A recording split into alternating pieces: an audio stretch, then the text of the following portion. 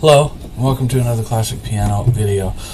Today I'm going to be finishing up on that 1900 Jewett upright. I have it in a pretty fair tune, good enough to sell it. So I'm just going to start putting paneling back and give the case a good cleaning and take some additional pictures of it and cover it up, and that will be the end and conclusion of the work on that piano. So let's just go ahead and get started right away.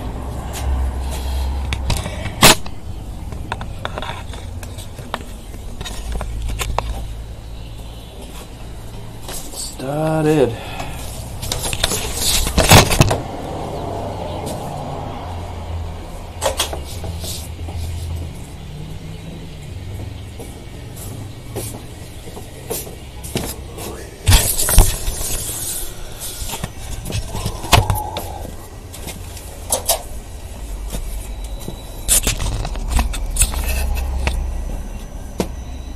Okay, so there we go. There it is in all its glory. Mirror mount. Yeah, just gonna finish this puppy up. There's really nothing to polish much in the way of finish on this piano. I can do a few little odds and ends, and the rest I'll just orange glow it. I mean, I wish the piano was still in the condition of the underside of this top lid. That would be awesome, but it isn't. So what can you do? So I'm just going to test play it and make sure everything still works as from yesterday, and put the panels back.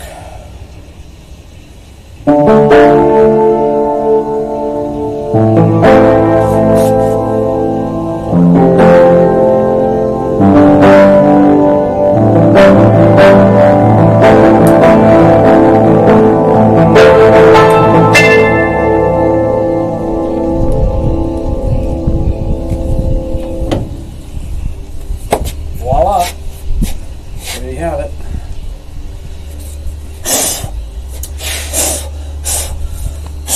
So I'll probably take the compressor to it just to give it a general blowout in case some little dust bunnies got in it overnight or whatever. And then go ahead and put the panels back. I'm going to have to turn the compressor on, so it's going to be loud. So have no worries on that.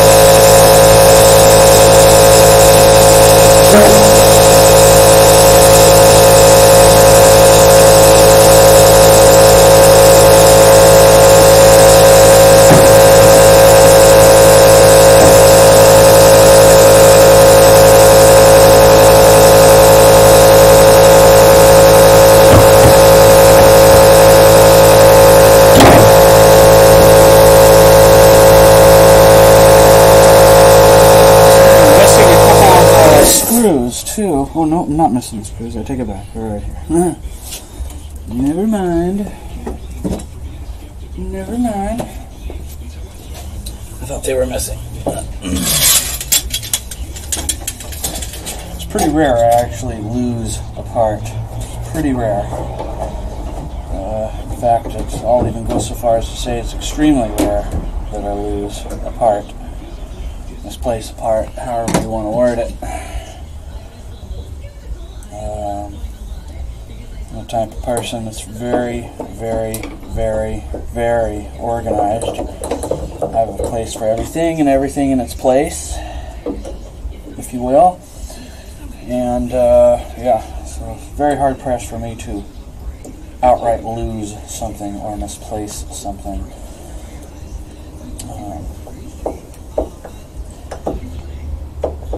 I think probably the last time that happened was probably more than 10 years ago. I don't even misplace things like keys or my phone or anything like that, let alone a 118-year-old piano part.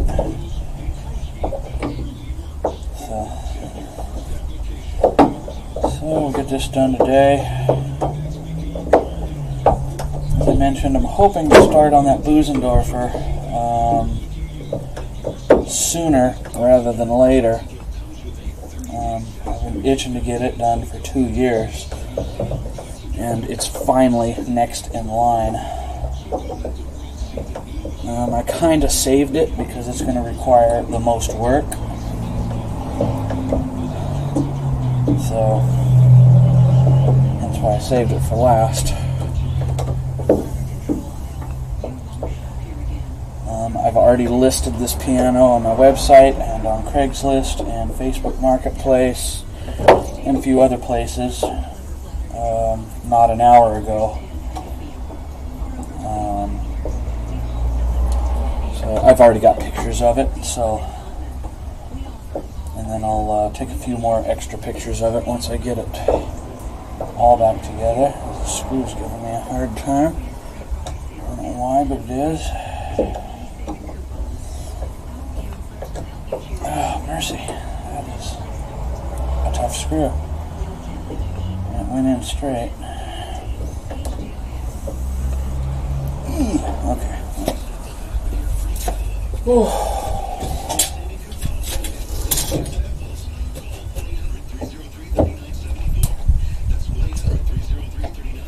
I decided to go a little cheaper on the price only because of the first pedal rod and mechanism missing and it needing that back corner caster.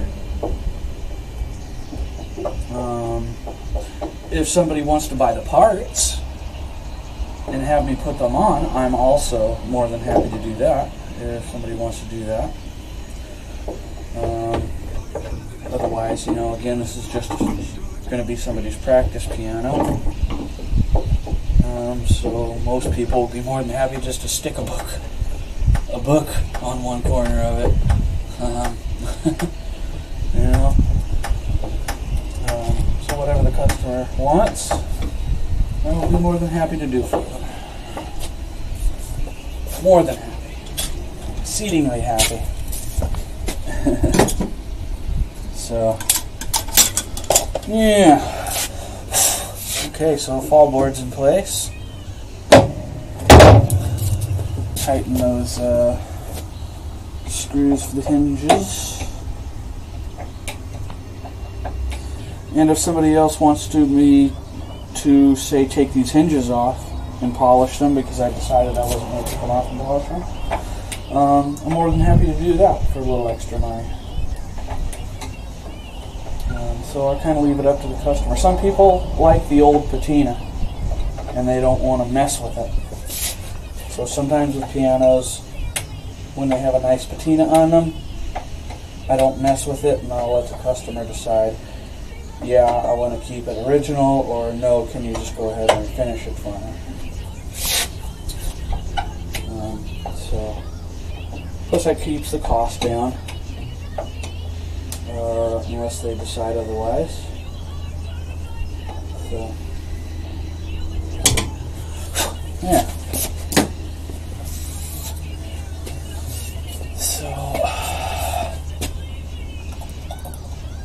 yeah. Kind of, well, alright.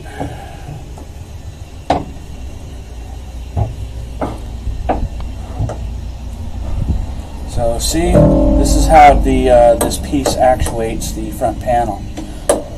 When you put the fall board up, push the fall board up, it goes like this and acts as a fulcrum to push open the front case. Now what that pedal would normally do over here is it would bypass this and let the player pump this open or closed while they're playing. So it's not like it won't open it at all, or that you can open it manually. So there is that aspect of it.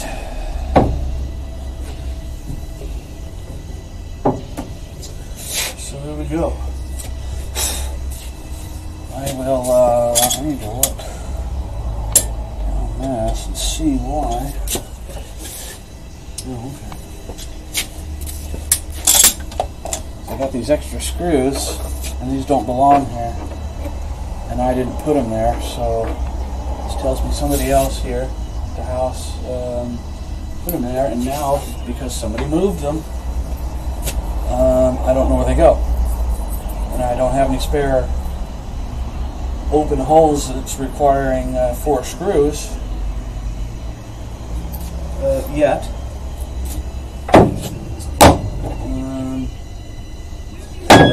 Okay, I just realized where they go. They go for the lip or the chin right here. And for some reason, somebody moved them and put them here, and that's not where they go. Anyway, okay. Crisis averted. Crisis averted. So here's this piece.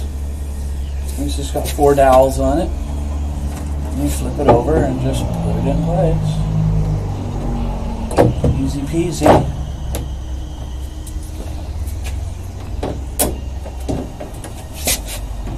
Well, it should be easy peasy. Okay, now I'll go grab that chin.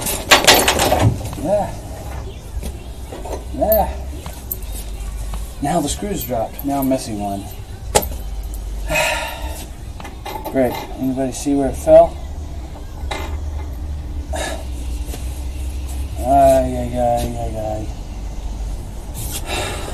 I set them up there, and now one of them rolled off. Oh, there it is. Luckily it was easy to find. I'm just going to take them and put them in my pocket. Normally I have up here a magnetized little metal tray, you know, kind you get from Harbor Freight or something, and I put all my nuts, bolts, screws, and washers in there. But since we don't have any left, I didn't get it. I didn't get it out. Okay, so here's the chin piece, if you will.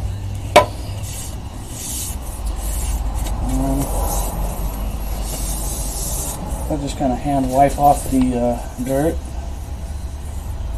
And got the keyhole here. Don't have the original key, unfortunately.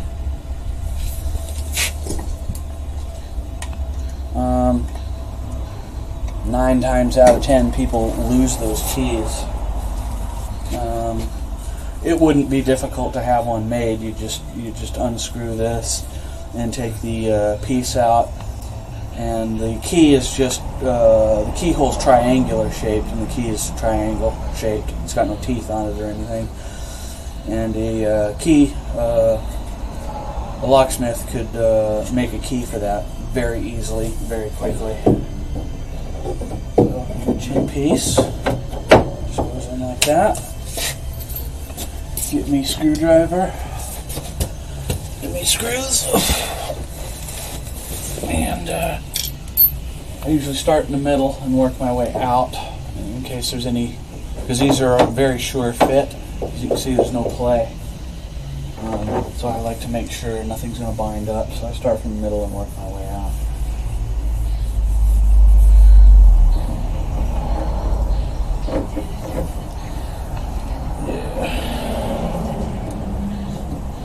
So, again, I would have liked to have restored this piano completely, but I have a time constraint with a person that wants to sell me an 1880 Steinway art case, 9.5 foot concert grand, and I really want it, and that one's going to make me more money restored than this. If I restored this, I might get 65 to 8,500 for it, and it would take me 3 months to restore it if I worked on it all day, every day. It's just not worth it. And again, I like to sell pianos for people who can afford them too, not just expensive restored pieces. So I like to have something for everybody that can't afford a $20,000 piano, $80,000 piano. I like to have stuff that's under $2,000 and under $1,000, you know, stuff like that. So, yeah. Okay, give one final look in here. Make sure all my pieces are in before I put the, that panel up here.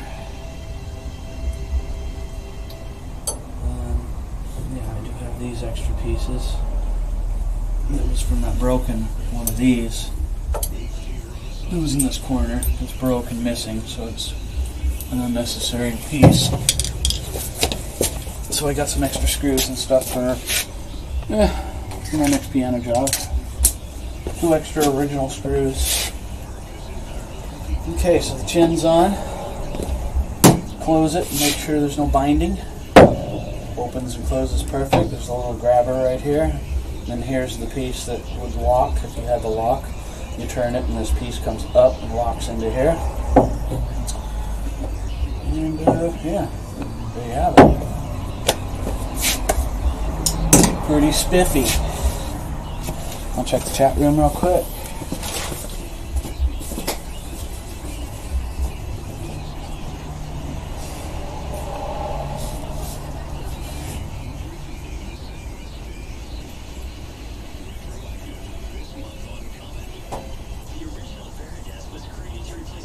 We're doing good. Now I have one of my big pieces.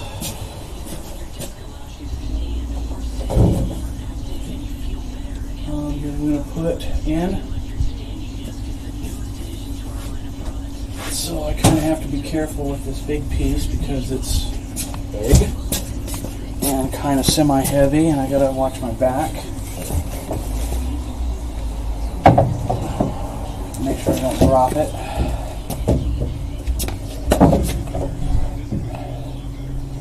So you just put it up over the peg. And then you put it up over the peg. And that's pretty much as simple as that. Now, watch when I open this. If I have it set incorrectly, you'll see this pop out a little bit. See?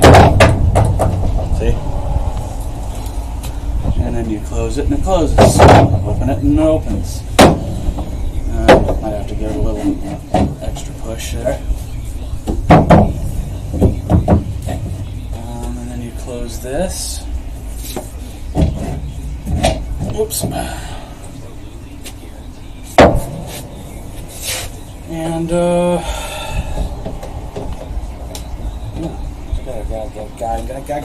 got a gap here. I got a gap here.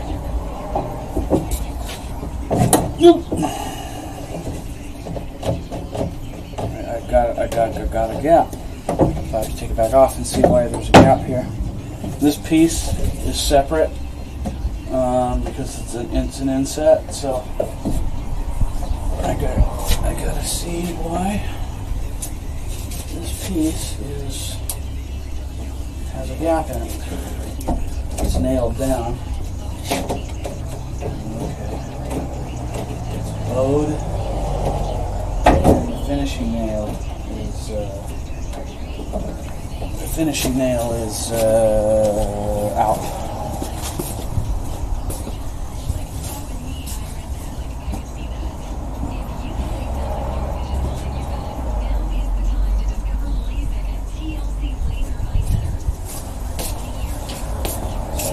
see why.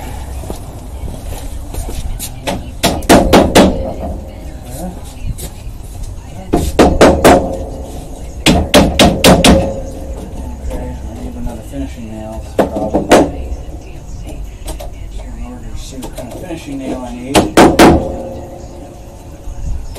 take one out, measure how long it is, so it doesn't protrude out, and see if I have a facsimile. I need a facsimile.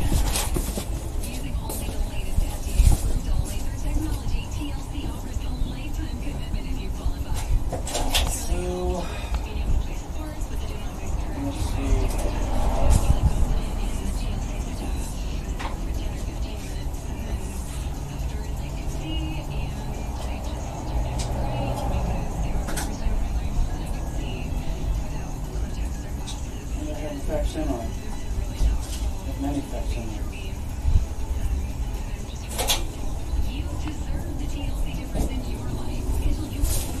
I have lots and lots and lots of parts. So, here's the original nail, and here's two new ones. They're virtually and categorically the same. I have piano suppliers, and they I can order anything I want from them at any point in time. Put this one back.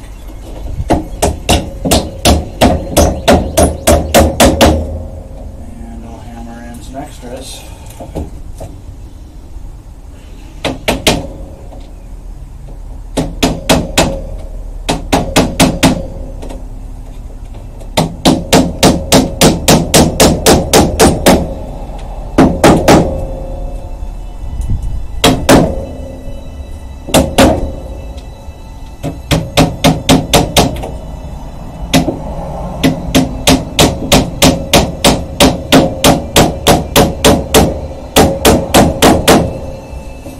You definitely want to make sure the nail is the same length.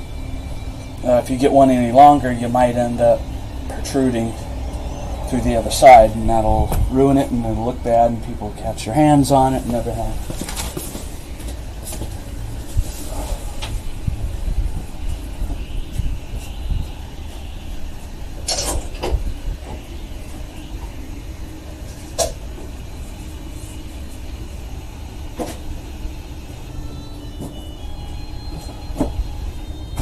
Hey, bud. Talking to my neighbor there. Okay. So we got a couple extra screws. I'll just check. Make sure they're tight. I guess I should have moved the camera for you so you can see it.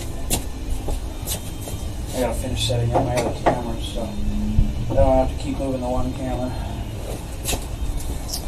Okay, now I can put it back. Oop, no gap. The gap is gone.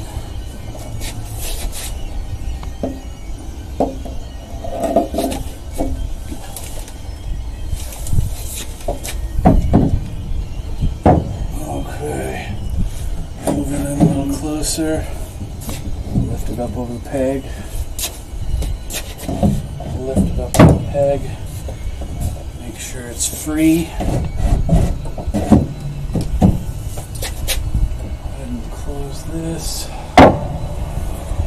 One panel left on the bottom. I'll check it and make sure all the nails on it are good. No gaps.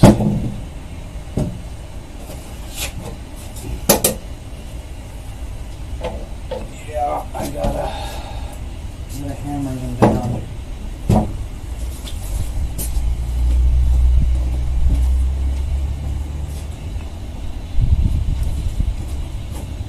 Okay, not a big deal.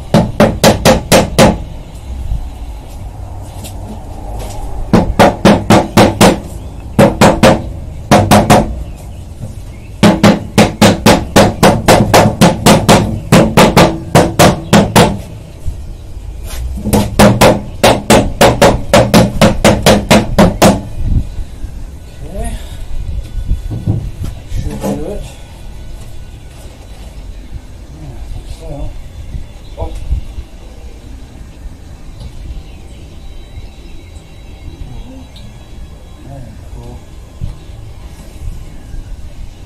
Okay.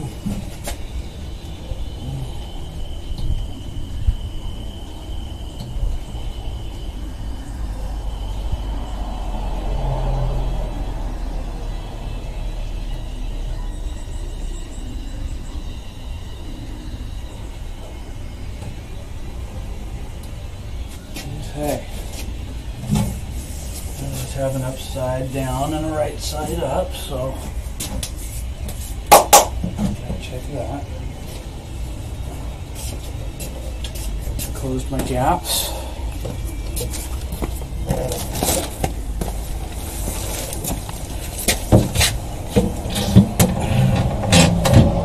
Okay. So down we go. Down we go. And here we go. Down we go and here we go.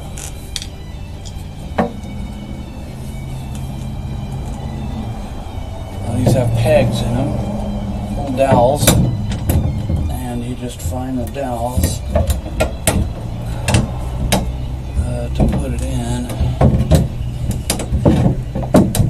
Oh, and watch your fingers. Yeah, definitely watch your fingers.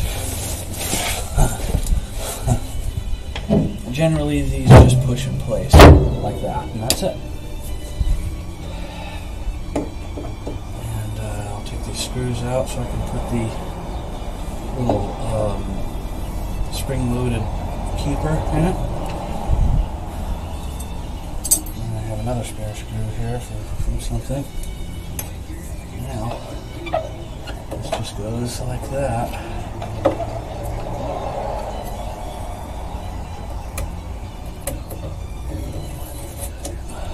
Ooh. Yeah.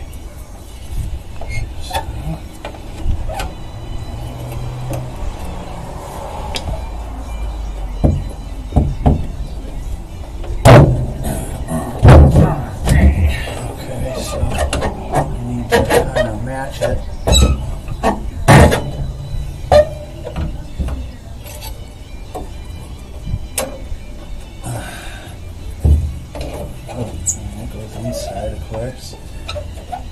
There we go, like that. And I'll put the screws back in.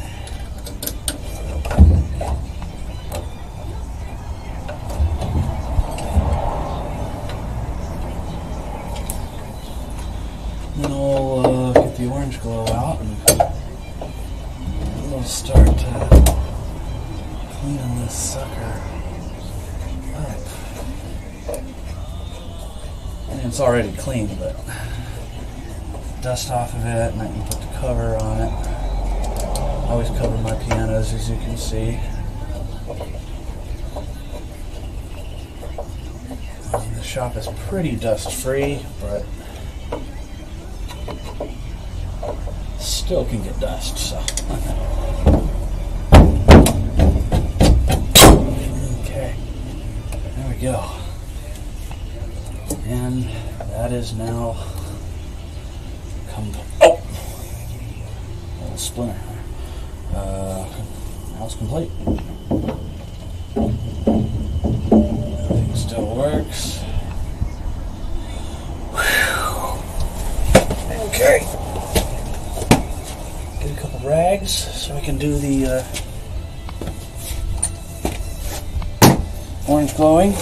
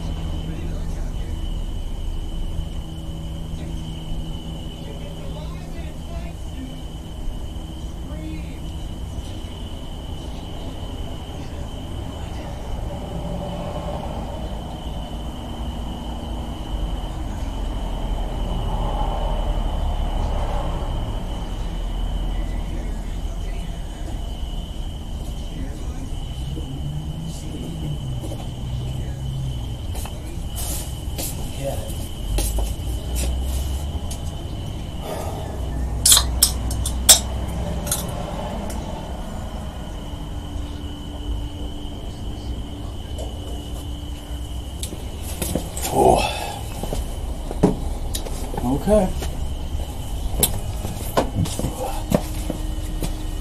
Make sure you got a good view so you can watch me do this. Yeah, again, this piano doesn't have any shiny surfaces except for under the lid. For me to use a polish. So I just give it a nice clean up with this. And I just wet this down pretty darn amply. And boom. Go ahead and start.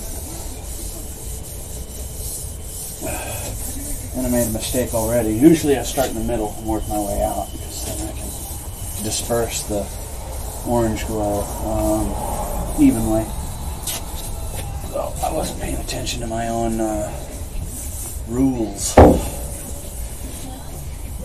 It's okay. It'll still come out good. So I'm not entirely worried about it. I'll start side to side and then I'll go back and forth. Make sure I get it all in the grain.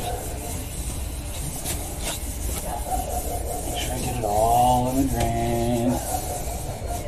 And then back and forth again.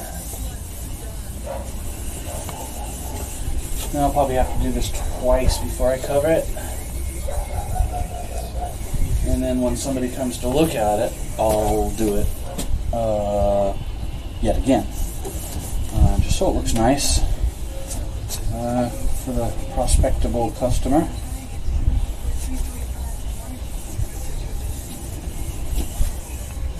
Now some people, haters, internet trolls, have said, you're trying to fake people, you're trying to screw people because I'm doing what I'm doing right now, making the piano look good. I'm trying to make it look better than it actually is. Well, I mean, people have eyes. They can come and they can see the piano for themselves. And they can see the condition of it for themselves. So I'm not really hiding anything. I'm not really hiding anything. I'm not hiding anything at all. You know, I am trying to make it look nice. Why wouldn't I? It's kind of silly to say I'm trying to fake people out by me trying to make the piano look nice. Of course I'm trying to make it look nice. Why wouldn't I? So it's kind of silly to say, oh, well, you're trying to make it, you're trying to this, or I'm trying to that. Well, in a sense, yeah, I am. Of course I want it to look nice. Wouldn't you want your piano to look nice that you're about to buy? It's not like by orange glowing it I can hide a huge crack, or I can hide a huge dent, or hide a huge missing part. I think that's probably kind of what they're thinking, maybe. It's just like, you know, you can't, I mean, if there's a big gouge right here, big gouge, big 16th or 8th inch deep gouge, I can't hide that by simply cleaning it up with some orange glow. That's ridiculous.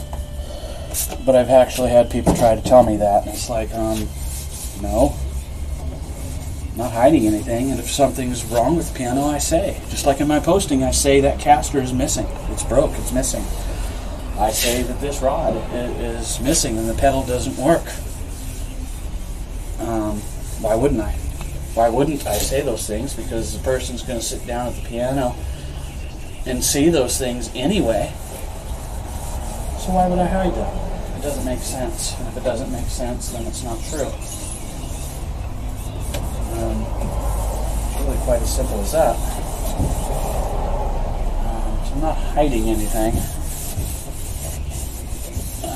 But haters will be haters, and they'll try and make up anything they want to make up, just so they can be right.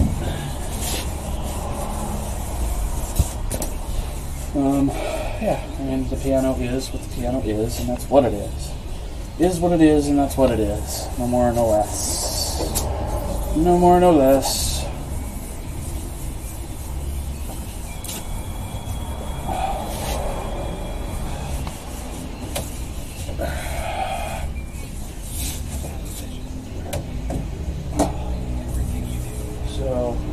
encourage people to come and look at it before you buy it, before you give me a deposit, non-refundable deposit, or pay for it, because I am not a piano store. I do not offer returns.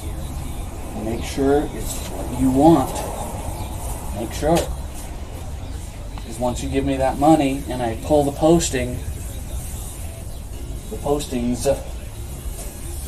then I'm telling people it's no longer available, and I could lose other prospectable person to buy it. You know, some people don't understand that, or they don't care about that. And, you know, I have people all the time call me on pianos, guitars, whatever I have for sale, and they say, consider it sold, take the posting down, I'll come get it next week. And it's like, you can give me a deposit if you want to come to the house today and give me a non-refundable deposit, then I will pull the postings. But I won't till then. I've had so many people say, pull the posting and I'll come get it tomorrow or in 3 days or next week, and I do it, and then I never see or hear from the person ever again. And so I stopped doing that. I mean, you know, I'm not a piano store. I'm just a guy selling a piano. So every sale counts. Every piano counts. Every customer counts. So if I pull a posting and the person ends up not buying it, then I've lost customers, prospectable customers, because I pulled the posting down. Now, can I put the posting back up and wait for another buyer? Sure, but that's not really the point. It's not really the point.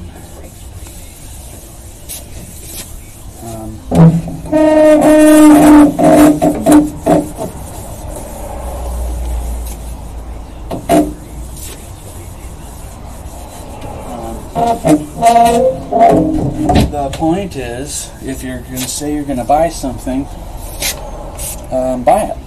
If not, tell the person immediately, if not sooner. Hey, I've changed my mind. I found something else.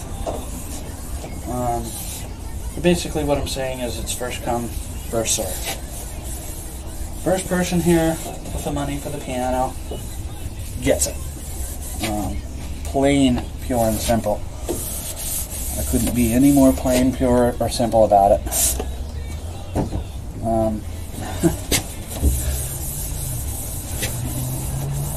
Wow, that looks good. Looks pretty good for me not refinishing it. I'll tell you that right now. Whoever gets this will be pretty happy with it. I don't think anybody's going to not buy it because it has one missing $10 caster. I'm sure some people will say that, but again, if somebody wants to buy it and they want the caster, give me a non-refundable deposit, and I will be more than happy to put a caster on for you. More than happy.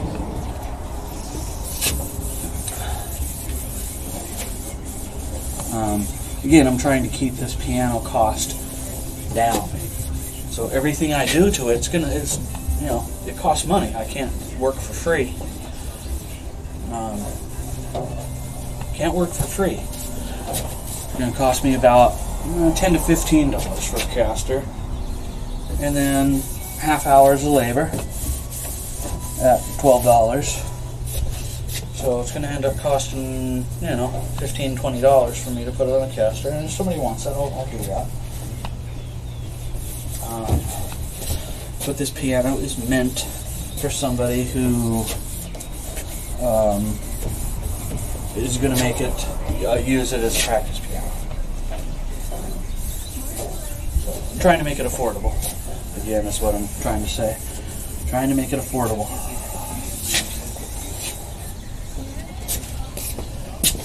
Affordable. Affordable is the key.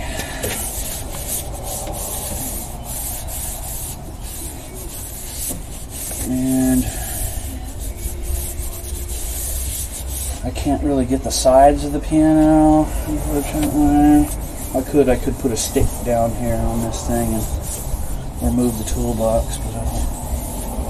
I mean, I'll go when the piano gets moved, when the piano gets sold, and the piano movers come. I can really quick shot doing this for somebody.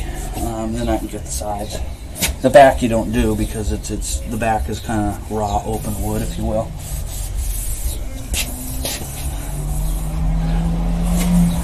But it looks pretty good this way.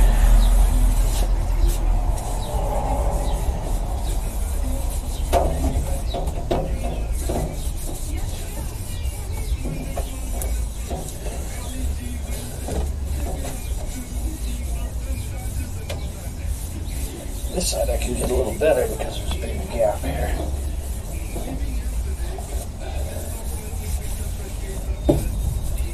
But my goal is to make this an affordable piano, not something that's, you know, like I said earlier, $6,000–8,000. Boy.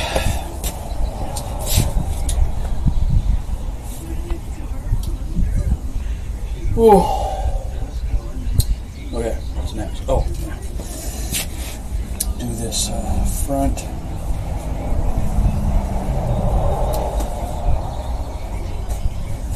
Do this front. Get full frontal on it. Full frontal.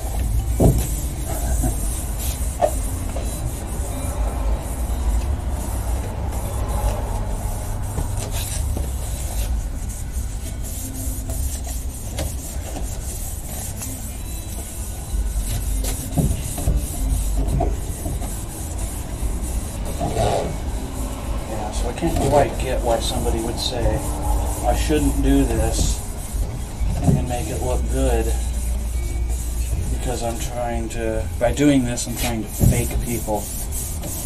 I mean, I'm not calling it a restored piano. I'm calling it a worked on piano. General work. Not even a general restoration. A general restoration would be me replacing the hammers and the strings and more felts and more things like that. So I didn't even do a general restoration on this. I just did a fix-up, a touch-up, re-sprucing, however you want to word it. But by me doing this, it's not hiding anything. It's not hiding a crack. It's not hiding a missing part. It's not hiding a dent. But some people's opinion is that it is. Where they're getting that from, I don't know. I don't really care, to be honest with you. They're just a hater trying to make waves.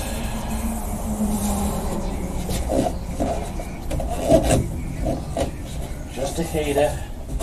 And I know why they're hating. They're hating because I like certain other people on YouTube that they don't like. So therefore, they're going to hate on me, too. But enough on that. I've said enough about it.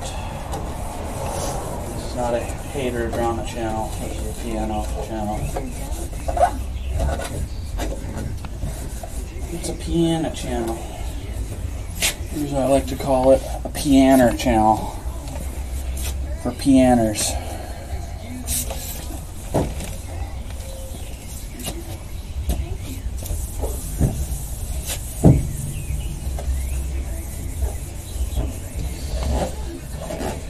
At any rate, somebody will be very happy to get this. Or maybe it's a 10-year-old's first piano, and that kind of thing. It's good for somebody. Or somebody else wants to buy it and restore it themselves. They can. This would be a beautifully restored piano, you know, with all its ornate scroll work and all that. So this would be a very good candidate for a full restoration. Absolutely. Again, I'm under a time constraint because I'm trying to get this Steinway 1880 Steinway concert grand from this individual, and they are kind of giving me a timeline to purchase it, or else they're going to give it away or otherwise dispose of it, have somebody, a junk man, come and get it. I don't know. I would hate for that to see that happen. But I'm trying to get this ready to quick sell it, so I can get this other Steinway. And I got virtually all the other pianos in here for sale. This one's for sale. I got to put the top back on it next week. We got that 29 Bose & Sons that was Eric Carmen studio piano for sale for $8,500. I have this 1885 Kanabe semi concert grand 6'3" for $8,500. I have that 1936 WP Haynes that belonged to Hollywood movie actress Deanna Durbin for $4,500. I have another square grand over there from 1875 for $1,500. And then in front of that I have one that's not for sale yet, that's that 408-year-old pianoforte. Other than that, virtually all my pianos are for sale. I have others that I haven't mentioned. I have to stand here for half an hour rattling off all the pianos I have for sale, but you get the gist.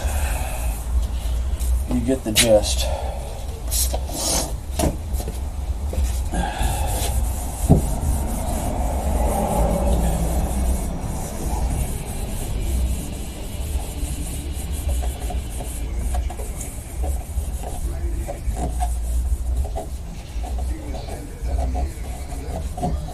Go over this one more time after that, and very quickly grab my camera while it's looking good, and just take a general quick shot of it.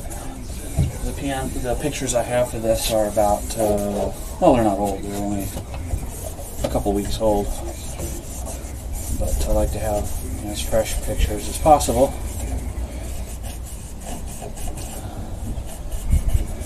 So yeah, not hiding anything by doing this.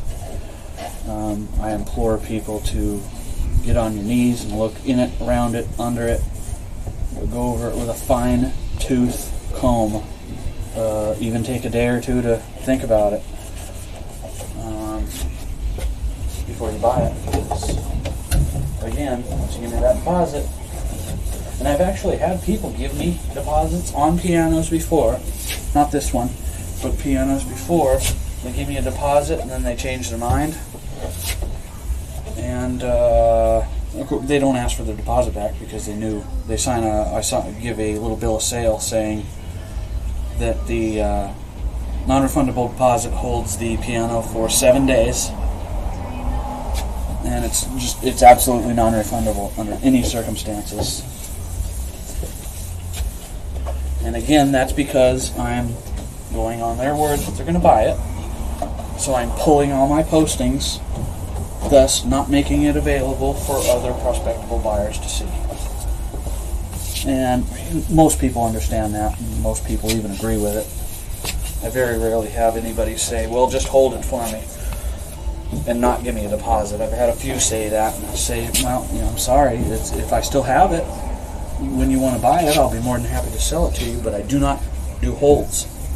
I do not hold pianos for people. Plain, pure, and simple. Do not hold pianos.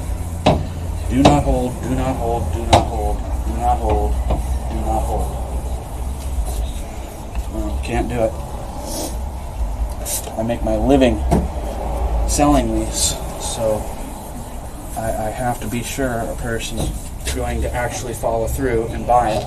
That's why I have the non-refundable deposits.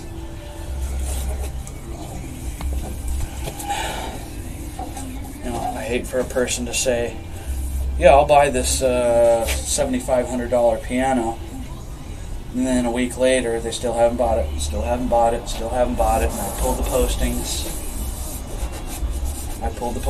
It's no longer up for sale. And then a week goes by, 2 weeks go by, I've even had 3 weeks go by, and a month go by with some people, and they don't buy it. And at the end, they say they changed their mind. And it's like, oh, it's so aggravating. so aggravating. And at that point, I said, you know what? No more. No more. Non-refundable deposit. If you want it that badly, you shouldn't have a problem giving a non-refundable deposit. You shouldn't. You should have no issue. You should be all more than happy to say, yeah, sure. My deposits are 10%. So with this piano, it would be, say, $140.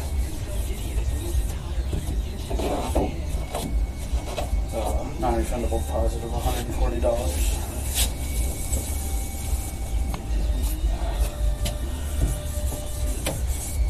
Even car dealerships do deposits, non-refundable deposits, so I'm not that outlandish in asking for a non-refundable deposit. I'm really not.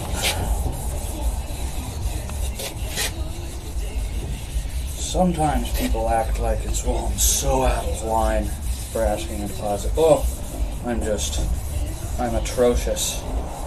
Horrible for asking for a deposit. It just dumbfounds me as to why that is.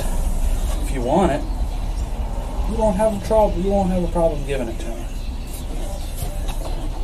So anyway, there's that. So this looks pretty nice. This looks pretty good.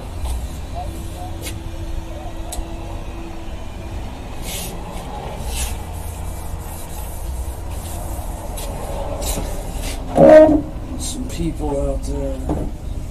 Some people are out there. Goodness.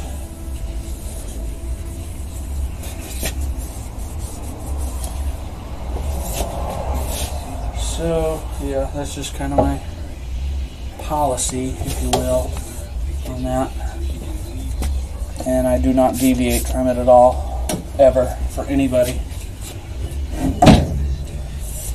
I've had people say, oh, well, I can show you my bank account. I have the money. I'll pay for it. I've had people do that, and then at the end, not pay for it. Having the money is one thing. Actually paying for it is another. I learned that when I used to sell cars. Well, I still sell cars from time to time, but when that's all I did was sell cars, and people say, you know, I have a lot of money, I'm a wealthy man, I'll show you my bank account. Well, no, that's alright. And then they don't pay me. So they seem to think that having the money means you're going to pay. You're sadly mistaken. No, that's not the case.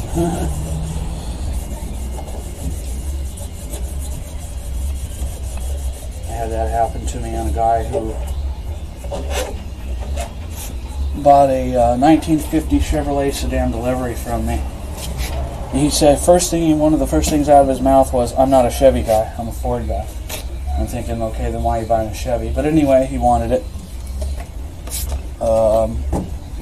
Kept saying he was going to pay for it. Kept saying, oh, I'll show you my bank account. I have lots of money. I make lots of money. I'm wealthy. There, I told him many, multiples of times. Cash only. Cash. Cash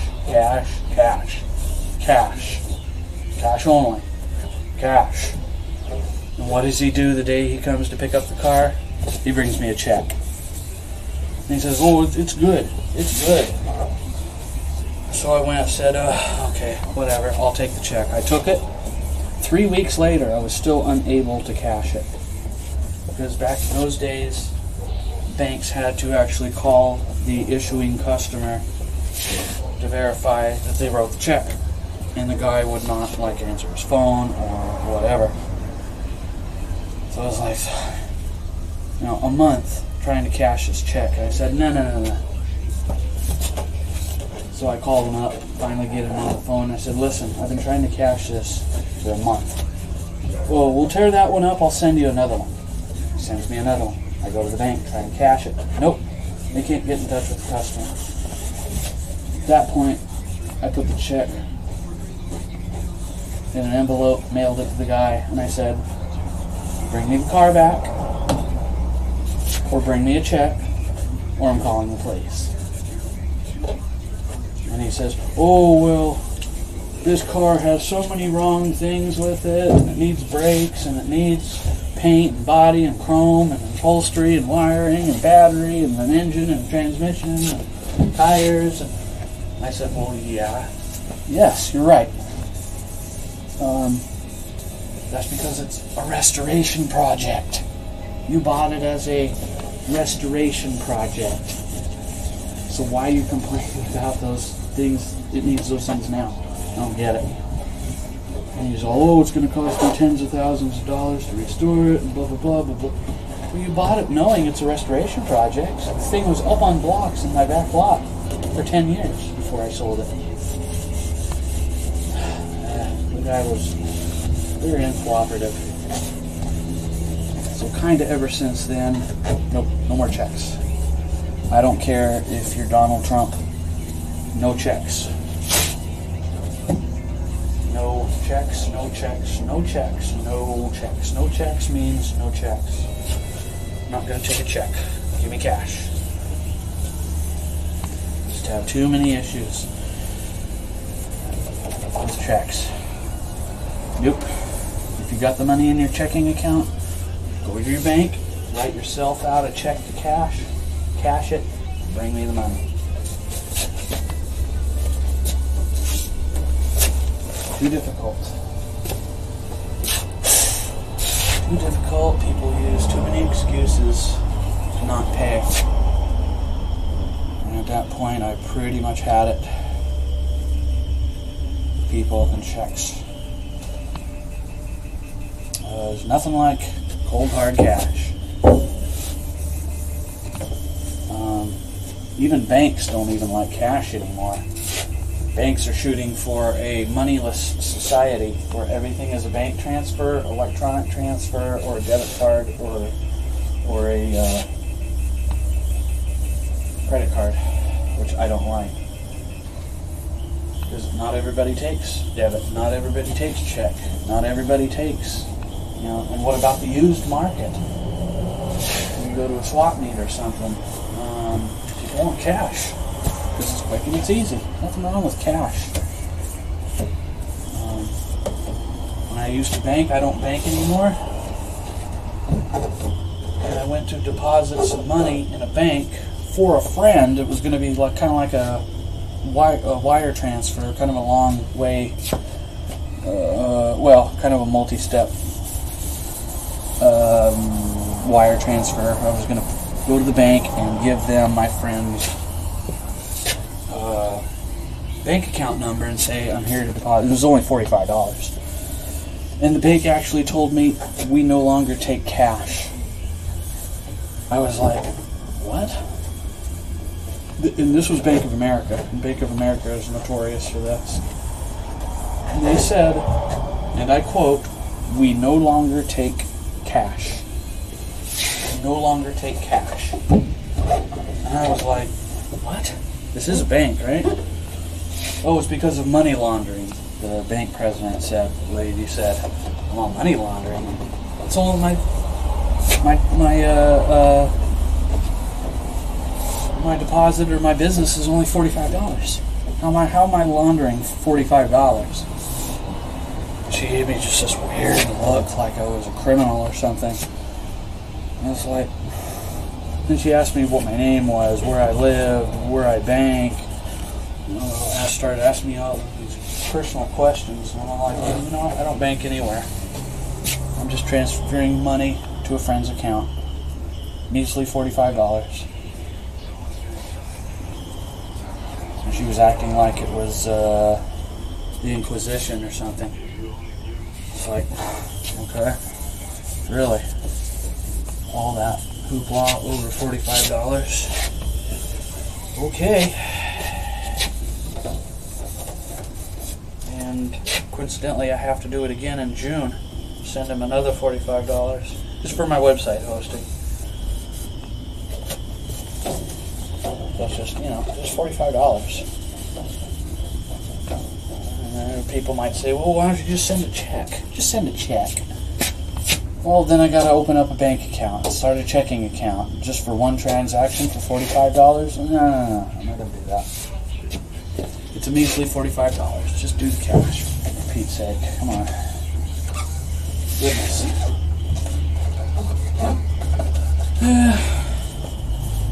But anyway, enough of that. Anyway, piano's looking real good. I'm almost done.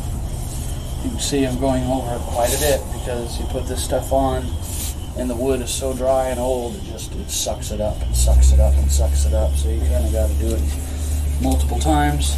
I still got to get another rag and do the bottom. So I'm going to do that. I'll be right back.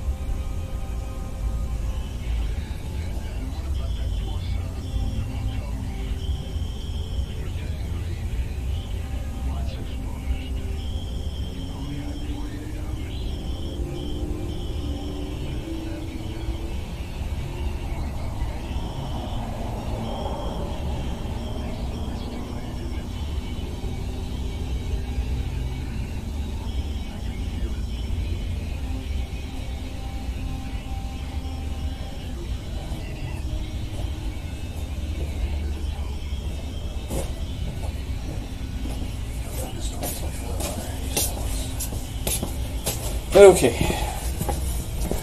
well, it sure looks pretty. Look at that. Oh yeah. Oh yeah. Tiger oak. Tiger oak. Tiger woods. No. Just tiger oak, not tiger woods.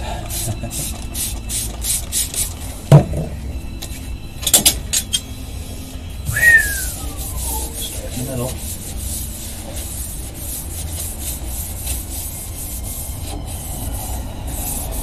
And I think after this I'm going to take my quick pictures and then that's it for the day. I'm pretty tired already. I've done a lot of other things today, so. And I have to see if anybody's answered the posting for this yet. So I imagine probably no one has yet. It's only been up a couple hours. But you never know. I've taken as long as 5 years to sell a piano. And I've sold pianos in one day. So sometimes it's luck of the draw. Sometimes you happen to post it right when somebody's looking for that particular type of piano or type of color or design or whatever.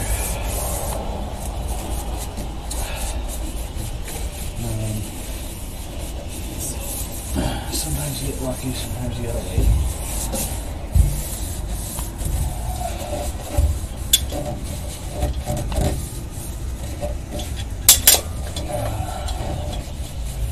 No idea what movie it's on right now. On TV.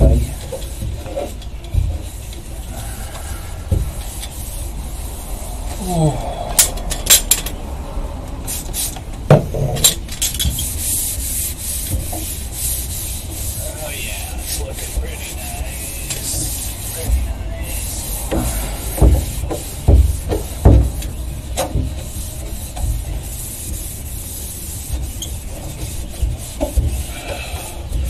Go up and down to go against the grain too.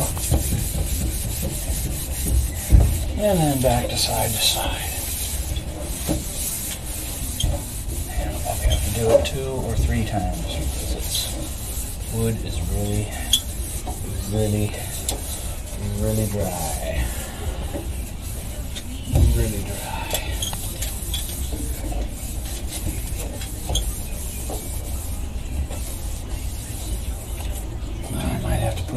tape over the screw here because there's supposed to be a little wooden, you know, little wooden knob to help us just pull the panel off.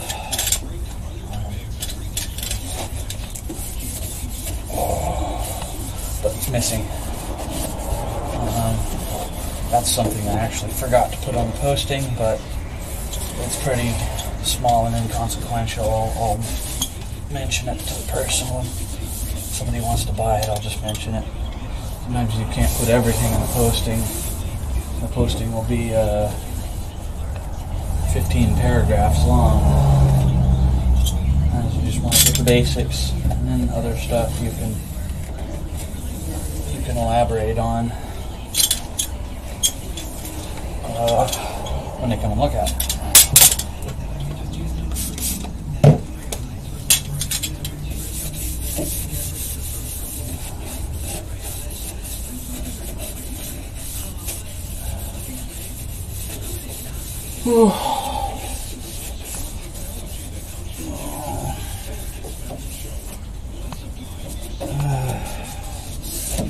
Looks pretty good so far.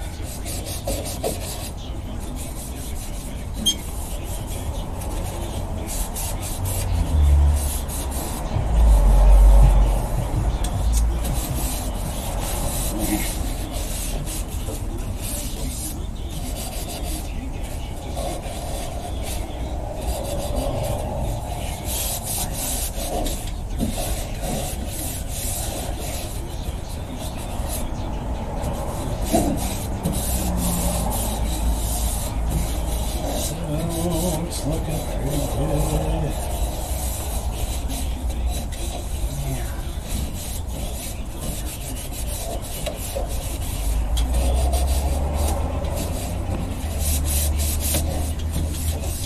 Looking pretty good. Oh, where's he?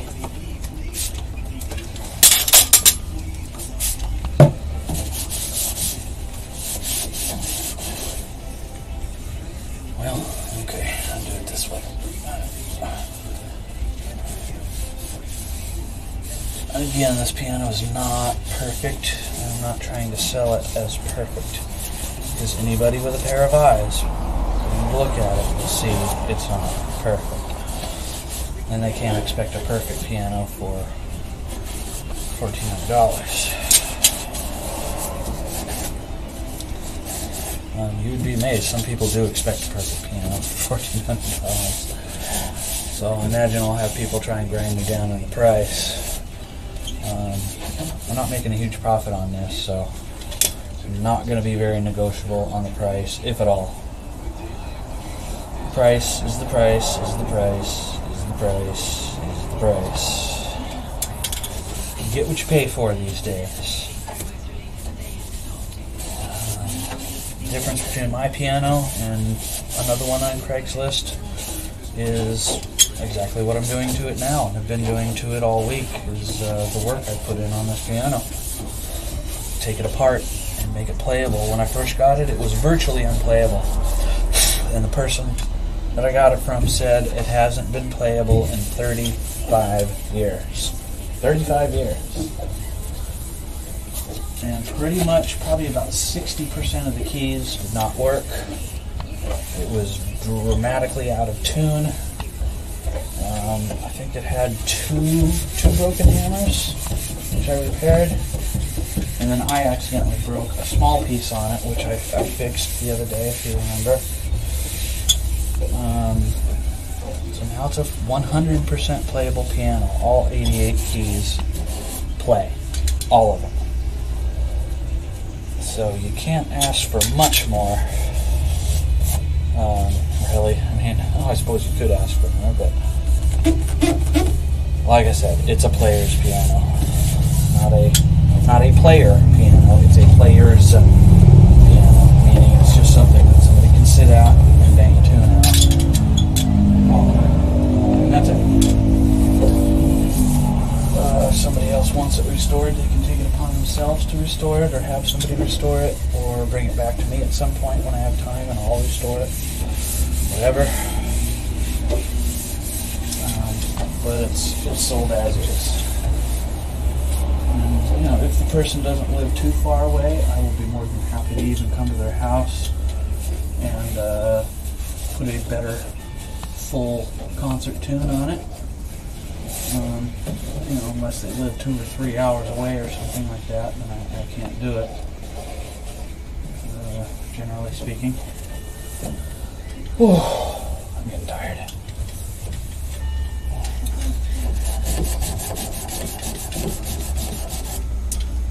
And I might come back, let's see, Sunday, Monday. I might come back Monday and just go over this again with this another time.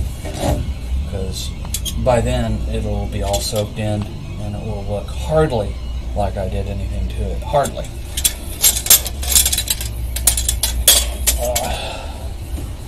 I mean, it'll still look good, but it won't look like I just did it 5 minutes ago. I'll put it that way.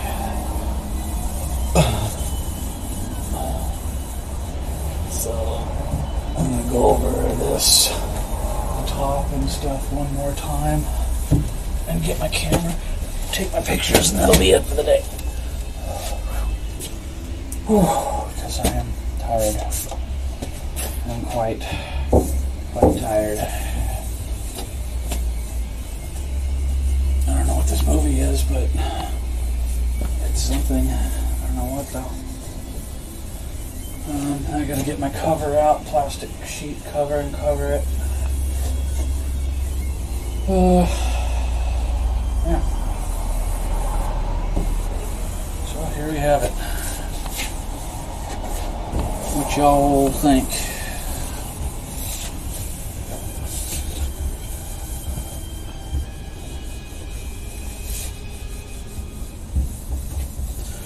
Looks pretty darn good, I think. Not perfect, but good. Not going for perfect. Just good.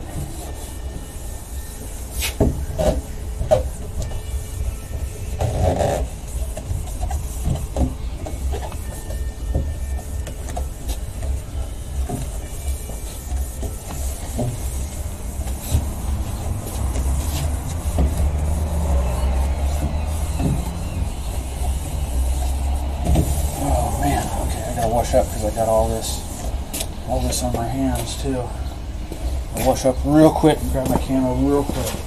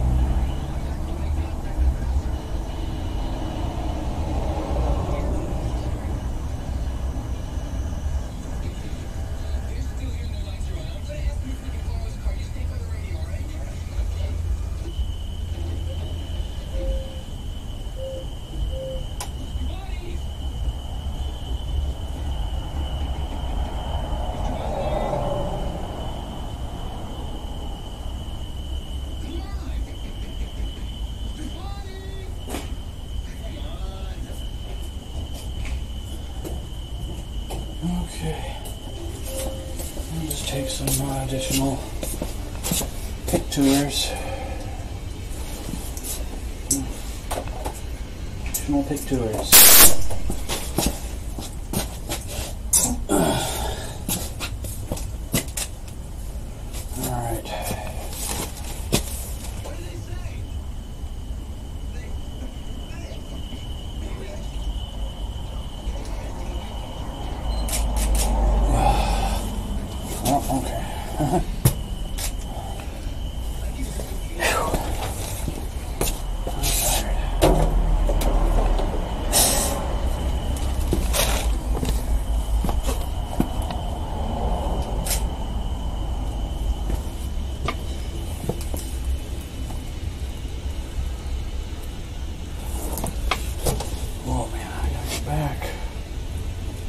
Get the whole thing in.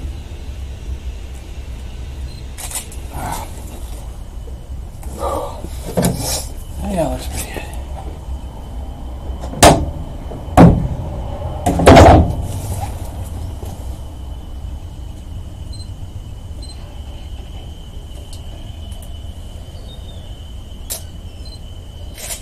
Okay. All right.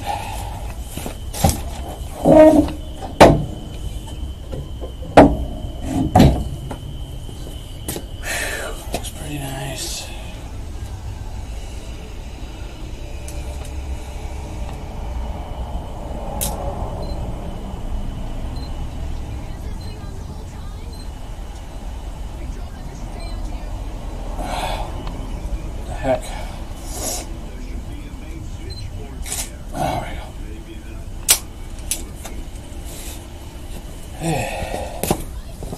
I'll be right back.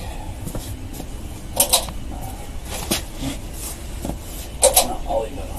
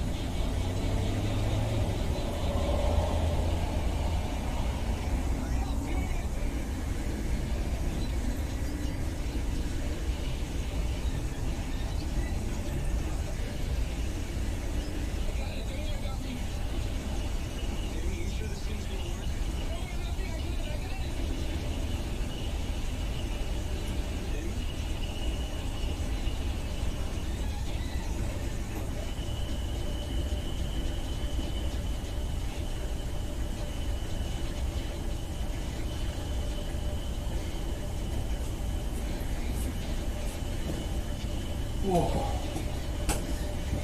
Now I have to see if I got a plastic cover, because come to think of it, I think I've used them all. I might have one left. We gotta look and see.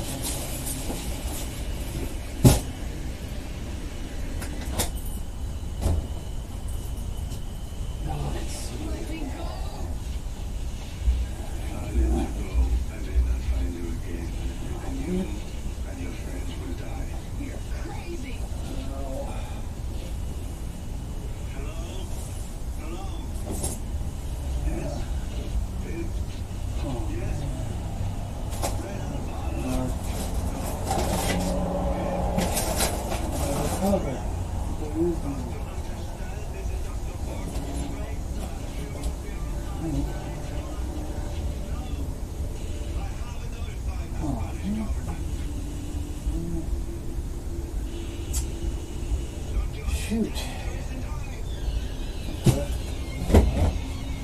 Yeah. I used all the covers. I don't have any more. I used the last one on this piano. So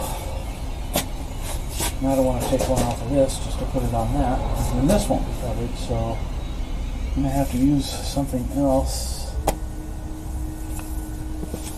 don't know what yet, but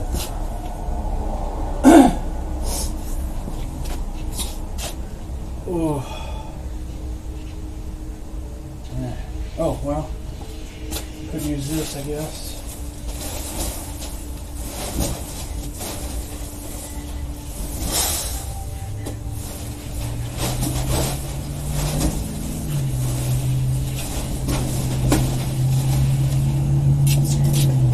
blanket with a hole in it, but I guess it would be better than nothing at all. Be better than a sharp stick in the eye.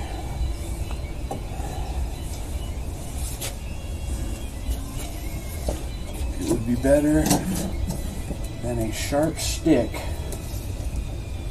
in the eye, as my dad would say, used to say. Better than a sharp stick in the eye. And it is better than a sharp stick in the eye. If you really think about it, it's got a hole here, but it'll do until I get something Monday or so. I'll go to the Home Depot and get my regular plastic covers that I get. Dust will get in that hole awful quick. So, this is better than nothing. It'll suffice for now. It's just a for now thing. There we go. Just a for now piece. This on top, just for good measure. Or I could. Is this gonna cover that hole? I think it's gonna cover that hole, kind of. There you go. Now STP pressed on. Oh.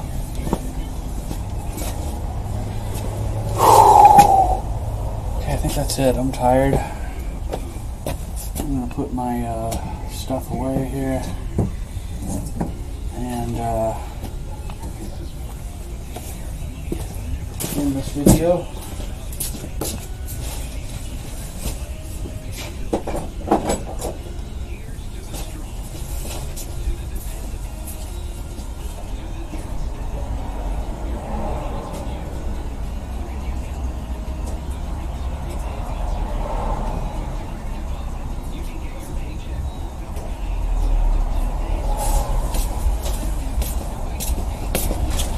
Oh man. What else? My soda and my oh shoot. Yeah.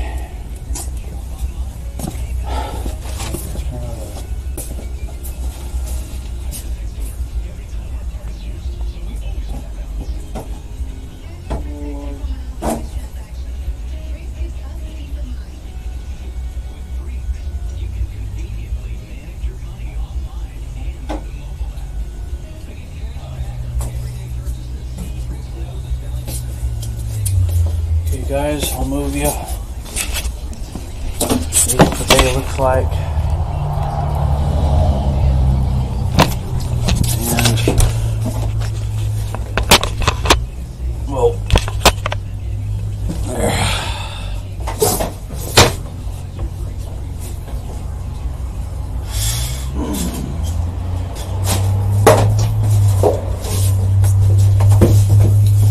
Put the over here.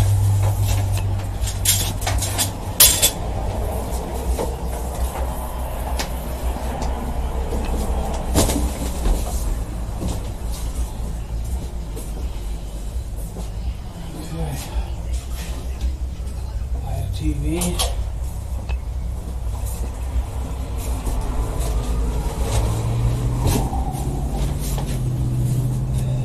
Oop. Camera.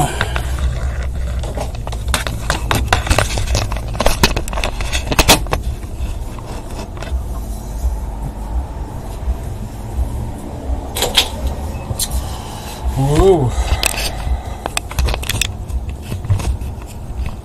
I gotta finish setting up my other cameras, I really do. Okay guys, thanks for watching this multi-day working on this 1900 Jewett upright piano. Came out pretty nice. Again, I'm not fully restoring it. It's just a player's piano that somebody could buy cheap and use as a practice piano. I've even had people buy pianos from me for props in movies and TV shows. So that's another reason to have cheaper pianos available for sale.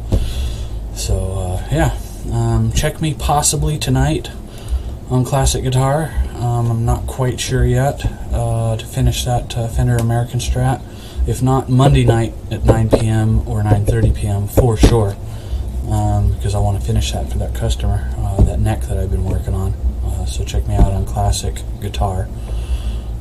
So thanks for watching this videos on this piano.